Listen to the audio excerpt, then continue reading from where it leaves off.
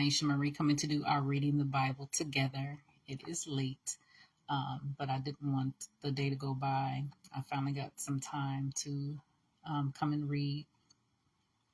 And today we'll be reading from 1 Samuel chapter 10 from the New Living Translation, and we're going to go ahead and get started.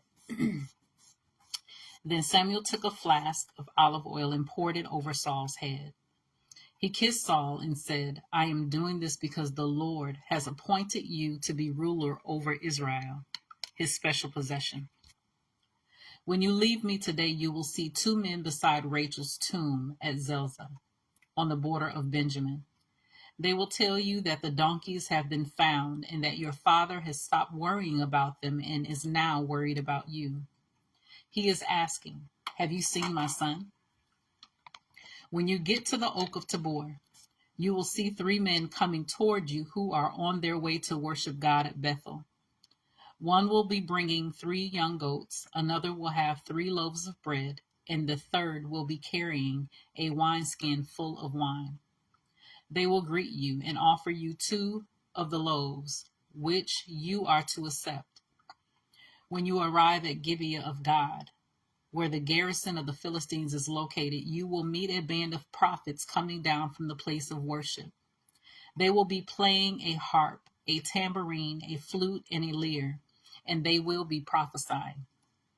At that time, the Spirit of the Lord will come powerfully upon you, and you will prophesy with them. You will be changed into a different person.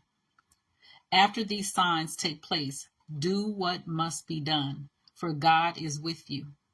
Then go down to Gilgal ahead of me, and will join you there to sacrifice burnt offerings and peace offerings. You must wait for 7 days until I arrive and give you further instructions.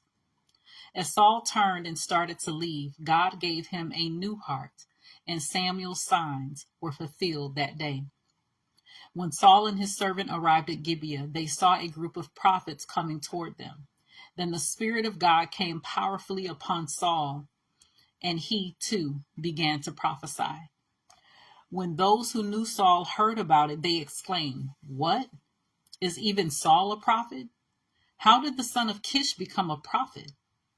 And one of those standing there said, Can anyone become a prophet, no matter who his father is? So that is the origin of the saying, Is even Saul a prophet? When Saul had finished prophesying, he went up to the place of worship. Where have you been? Saul's uncle asked him and his servant. We were looking for the donkeys, Saul replied, but we couldn't find them. So we went to Samuel to ask him where they were. Oh, and what did he say? His uncle said. He told us that the donkeys had already been found, Saul replied. But Saul didn't tell his uncle what Samuel had said about the kingdom. Later, Samuel called all the people of Israel to meet before the Lord at Mizpah. And he said, This is what the Lord, the God of Israel, has declared. I brought you from Egypt and rescued you from the Egyptians and from all the nations that were oppressing you. But though I have rescued you from your misery and distress, you have rejected your God today and have said, No, we want a king instead. Now, therefore, present yourselves before the Lord by tribes and clans. So Samuel brought all the tribes of Israel before the Lord, and the tribe of Benjamin was chosen by lot. Then he brought each family of the tribe of Benjamin before the Lord, and the family of the Matrites was chosen. And finally Saul, son of Kish, was chosen from among them. But when they looked for him, he had disappeared. So they asked the Lord, Where is he? And the Lord replied, He is hiding among the baggage. So they found him and brought him out, and he stood head and shoulders above anyone else. Then Samuel said to all the people, This is the man the Lord has chosen as your king. No one in all Israel is like him. And all the people shouted, Long live the king. Then Samuel told the people what the rights and duties of a king were. He wrote them down on a scroll and placed it before the Lord. Then Samuel sent the people home again. When Saul returned to his home at Gibeah, a group of men whose hearts God had touched went with him. But there were some scoundrels who complained, "How can this man save us?" And they scorned him and refused to bring him gifts. But Saul ignored them.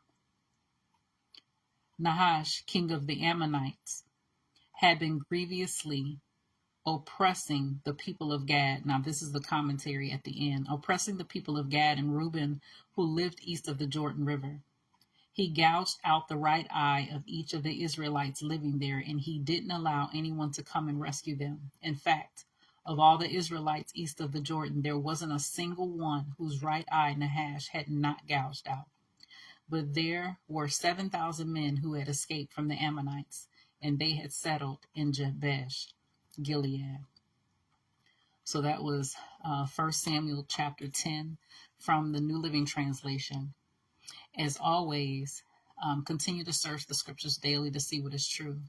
Allow Holy Spirit to illuminate the word into your heart, your mind, and soul, bringing knowledge, understanding, and wisdom, and most of all, revelation of who God is, his nature, his character, and how much he truly, truly loves you. You guys take care, and God bless. And until next time.